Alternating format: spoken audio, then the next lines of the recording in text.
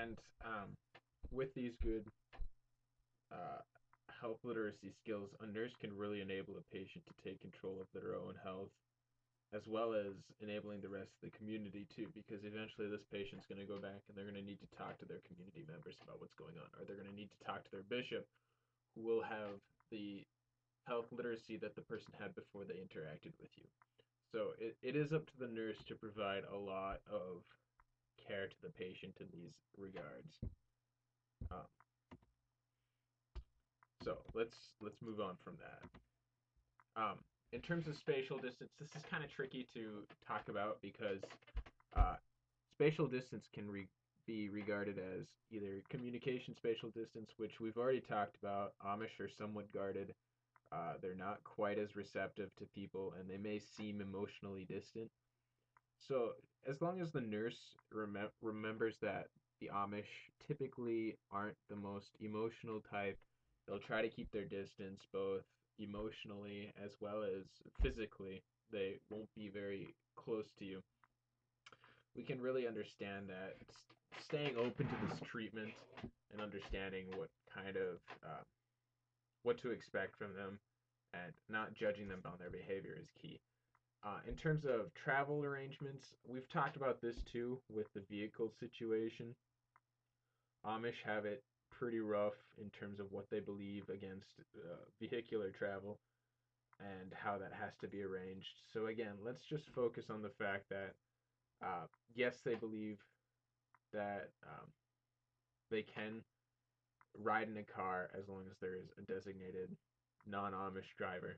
But this does need to be arranged. I can't stress this enough. This is probably one of the most important cultural aspects of Amish care, aside from understanding their lack of health literacy, that a nurse can really utilize and overcome in order to provide the best possible care to the Irish patient or Amish patient. It'll both impress the Amish patient as well as impress their community. It helps build that rapport of trust, which I talked about earlier, is definitely one of the most essential things in caring for the person, to make sure that they come back, to make sure their community members come back, and to make sure that they overall follow through with what you want them to do in terms of care, so that they can, hopefully in the end, stop coming back, because that is the overall goal of healthcare for Amish, is um, to be well enough to not go to the hospital. Um, so when it comes to time, Amish are timely, but we got to again consider the horse and buggy sort of issue. Um, a funny little thing is, one of the Amish people that were interviewed in one of my research articles said that he finds a absurd amount of joy of seeing a hitching post in front of a hospital, because he likes to ride his horse to the hospital. So if it's winter time, we can't expect this man to ride his horse to the hospital. We have to consider that there may be a delay with arranging a driver. Um, there may be a time when they just can't come to the hospital, and it just isn't physically possible for them to do it because they can't find a driver and there's a raging blizzard outside. Essential to understand for nursing to the Amish. When it came to nutrition, this was kind of a gray area with me. In terms of research, I found all I could really understand was they try to grow their own food. They try to be as self-sustaining as possible. They try to really stick with that farm food.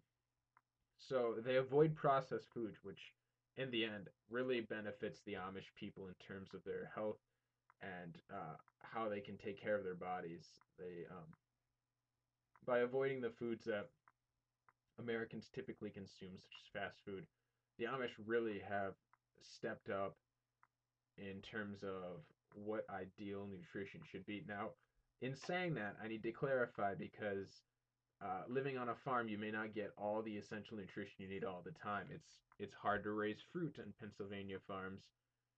Vegetables are fairly simple, but actually establishing fruit, getting all your vitamins and minerals through various different types of food may be somewhat more difficult for Amish people because of the lifestyle that they choose to lead. So overall, understand this: when an Amish person comes into the hospital, How receptive they will be of food really depends on the sect of Amish, the group that they come from, like I've said over and over again. Um, and you also need to understand that there may be nutritional deficits that you see when you're taking care of an Amish person because of their farm life and the strict uh, separation from the world that they lead. So let's actually jump into the healthcare for an Amish person. When we look at the Amish, in an interview with an Amish person, they will say that illness is a failure to function in the work role instead of in terms of actual symptoms. Because working as a community is so important to the Amish, they actually view illness not as like they wouldn't view a somatic symptom like pain to be an illness. Instead, if you could work while you're still having one of these, you're not suffering from an illness. If you cannot work, you are ill. And that's just the way it goes in the Amish culture. It's a very, very work oriented culture, and they need to be because they don't have the luxuries that we do to live our lives the way we choose to live them.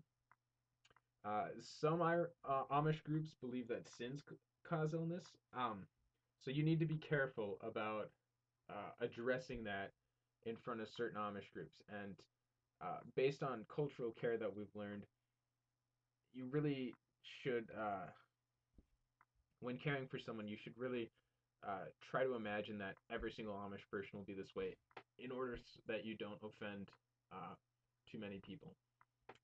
Because certainly thinking that sin causes illness, while that may not have scientific backing, it's what the Amish believe.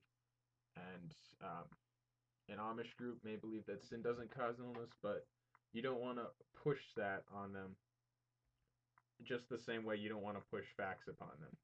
They believe what they believe. You just got to kind of roll with it. So, uh, Amish are typically seen in the healthcare setting because of farm accidents. You see a lot of children in there with farm accidents. Um, Broken bones happen. Just like hitch gone wrong can lead to a collapsed plow, which leads to an injury. Um, However, you do see a lot of recessive genetic diseases because marrying outside of the Amish faith is reason enough to be shunned. You can see a large number of Down syndrome, dwarfism, hemophilia, and cystic fibrosis in there because there's all that intermarriage. And with the intermarriage, there's a lack of genetic variability, which leads to the higher rate of recessive genetic diseases. But despite these two concerns, Amish overall have low levels of heart disease, obesity, diabetes, cancer, mainly because they're avoiding that lifestyle that we live. They're living a very, very, I wouldn't say pure, but it is simple and it doesn't have a lot of risk factors in it that normal Americans have to go through. Therefore, Amish people are less likely to have the severe morbidities that Americans have in the healthcare setting. Um, so we've established healthcare, what typically happens, what goes on, but let's establish what are some cultural sanctions and what they would be restricted by. I already talked about transportation. I talked about technology, which are the big ones that people think of when they think of Amish. However, by thinking of that, you're kind of cutting yourself off to the main focus of the Amish people, which is their religion. And um, you have to really, as a nurse, be open to the Amish cultural sanctions and restrictions that come with their religion, because that's why they live their life the way they do. So understand that everything goes through the bishop of the group. Bishop's in charge, and they have the ability to deem what works and what doesn't work with their Amish faith. And you have to expect that an Amish person underneath a bishop will try to follow that bishop to the extent of his abilities. So when someone doesn't follow the rules of the bishop or the regulations of the church, you can get examples of shunning, which is something like excommunication, but it's slightly milder. It certainly does damage a person's social status and their standing within the community, though. So let's talk about some evidence-based practice with